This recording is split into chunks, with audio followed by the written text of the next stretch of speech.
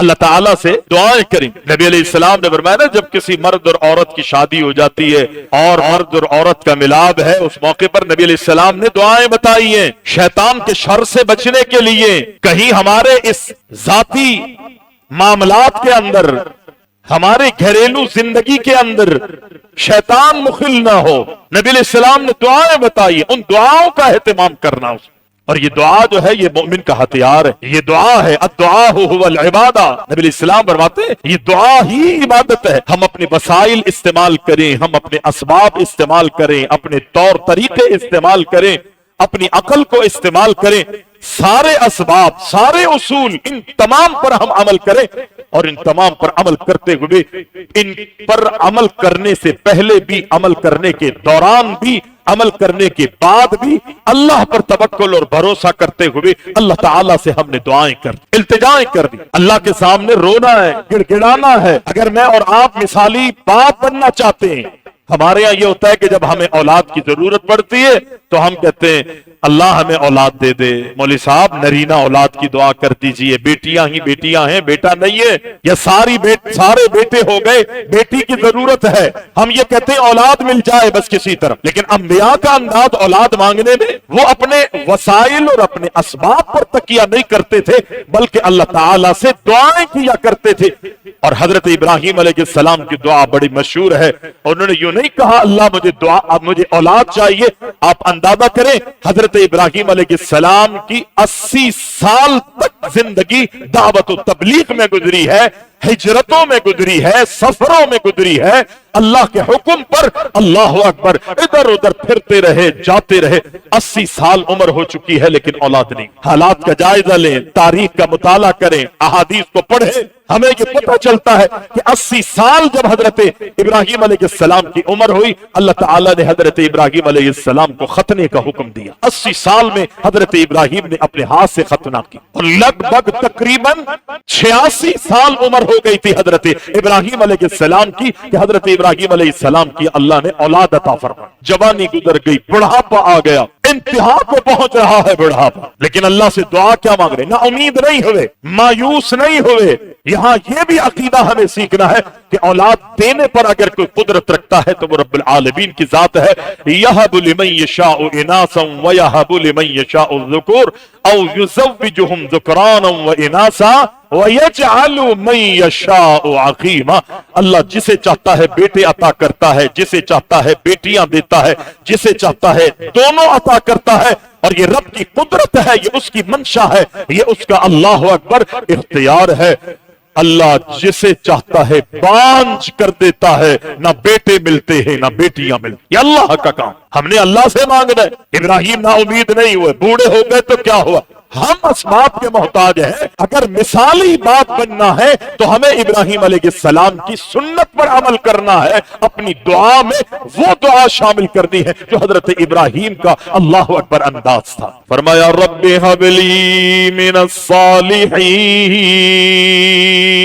جناب ابراہیم علیہ السلام نے یوں نہیں کہا کہ اللہ مجھے اولاد عطا فرما، بلکہ رب العالمین سے التجا کی، اللہ سے مانگا رب ہب لی من الصالحین. الہ العالمین مجھے اولاد تو چاہیے لیکن مجھے نیک اولاد چاہیے، صالح اولاد چاہیے. نیک سے مراد یہ کہ اللہ اکبر جس کا عقیدہ بھی اچھا ہو. اللہ اکبر، اللہ اکبر، جو نیک ہو، صالح ہو، متبع سنت ہو، دین پر عمل پیرا رہنے والا ہو، دین کی پاسداری کرنے والا ہو. اللہ مجھے ایسی اولاد چاہیے. زکریا علیہ السلام اللہ سے دعا مانگ رہے، یہ بھی بوڑھے ہو گئے. اتنا ربہ نداء خفیا قال رب انی وقان العظم منی واشتعل الرأس شیبا ولم اکن. اللہ اکبر. قرآن پڑھ کے دیکھیں سورہ مریم گئے، حضرت زکریا علیہ السلام کہتے گئے بوڑھے ہو گئے. اب حضرت ابراہیم بھی اللہ سے نا امید نہیں تھے، اللہ سے مانگا، رب العالمین نے نیک اولاد عطا فرمائی.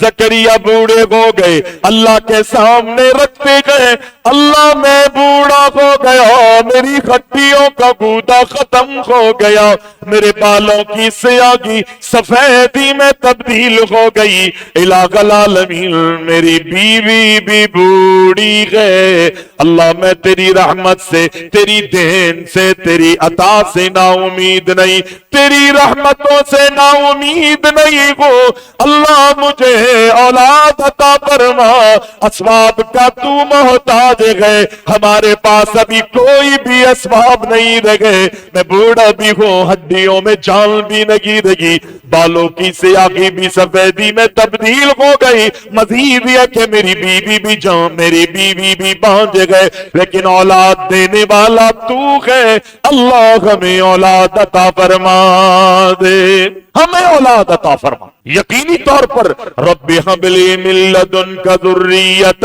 طیبہ، اب انداز دیکھیں، مثالی باپ بننا ہے تو اللہ کے سامنے گڑ گڑاؤ، اللہ کے سامنے اولاد ہونے سے پہلے رو، جب اولاد ہو جاتی ہے ہم دنیا کا ماحول اسے دیتے ہیں، اولادیں جب بگڑ جاتی ہے تو پھر ہمیں اولادوں کی فکر ہوتی ہے، ابھی اولاد دنیا میں آئی نہیں ہے، اللہ اکبر، انبیاء کو ان اولادوں کی اس وقت سے فکر ہوا کرتی تھی، اور وہ پھر اللہ کے سامنے، میں یوں کہوں تو غلط نہیں ہوگا کہ آج مجھے اور آپ کو ضرورت ہے کہ مصلی بچھا کے اللہ کے سامنے بیٹھ جائیں، اللہ کے سامنے بیٹھیں، روئیں، گڑ گڑائیں، رب العالمین سے مدد مانگیں، اس کی نصرت کا سوال کریں، اور جب اولاد ہو جائے تو رب اجعلنی مقیم الصلاۃ ومن ذریتی ربنا وتقبل دعاء۔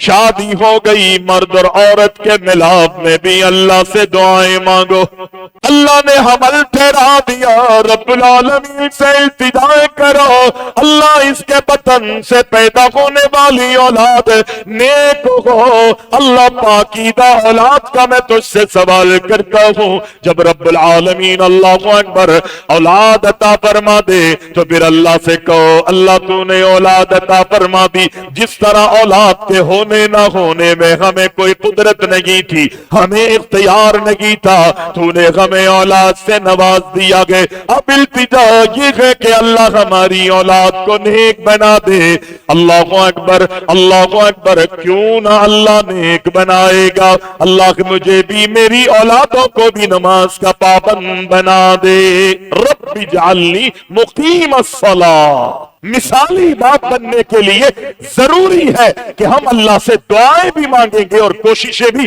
اور ان دعاؤں میں اور ان کوششوں میں اولاد پر زیادہ نظر یقینی رکھنی ہے ہم نے، لیکن اس سے پہلے اپنے آپ کی اصلاح کرنی ہے۔